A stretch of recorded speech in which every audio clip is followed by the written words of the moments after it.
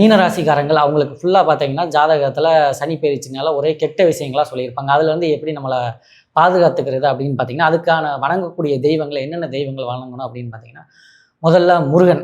இது பார்த்தீங்கன்னா முருகர் உபாசனைப்படுவார். நீங்கள் முருகர் இந்த மாதிரி உபாசனை பண்ணாலும் சரி, இல்லை பழனிக்கு போயிட்டு வந்தாலும் சரி, பார்த்தீங்கன்னா உங்களுடைய நவகிரகங்கள்னால ஏற்படக்கூடிய அனைத்து பாதிப்புகளும் உங்களுக்கு விலகும். ஏன் அப்படி சொல்கிறேன்னு பார்த்தீங்கன்னா, அந்த காலத்துல எல்லாம் பார்த்தீங்கன்னா 4 வேதங்களையும் படித்து சில யாகங்கள்லாம் பண்ணுவாங்க. அந்த காலத்தில் ராஜாக்கள் தன் நாட்டு மக்களுக்கு ஒவ்வொரு தடவையும் சனி பயிற்சி குரு பயிற்சி நடக்கும் போதெல்லாம் மக்களுக்கு எந்த விபத்துக்களும் ஏற்படக்கூடாது, நோய் நொடிகள் வரக்கூடாது அப்படிங்கிறதுக்காக சுதர்சன ஹோமம், தன்வந்திரி ஹோமம் இந்த மாதிரிலாம் நிறையா பண்ணுவாங்க. அதெல்லாம் பார்த்தீங்கன்னா அந்த மாதிரி பண்ணுறதுனால அந்த நாட்டு மக்களுக்கே பார்த்தீங்கன்னா எந்த நோய் நொடியும் வராது. ஆனால் இப்போல்லாம் உள்ள காலத்தில் அதெல்லாம் யாரும் பண்ணுறதில்லை. அந்த அளவுக்கு வேதம் படித்த பண்டிதர்களும் இல்லை. அது ஏன் அந்த மாதிரி இல்லாமல் போனாங்க அப்படின்னு பார்த்தீங்கன்னா, என்னைக்கு முருகப்பெருமான் என்ற ஒரு அவதாரம் இந்த பூமியில் நிகழ்ந்துச்சோ அன்னைக்கே வேதத்துக்கு வேலை இல்லாமல் போச்சு.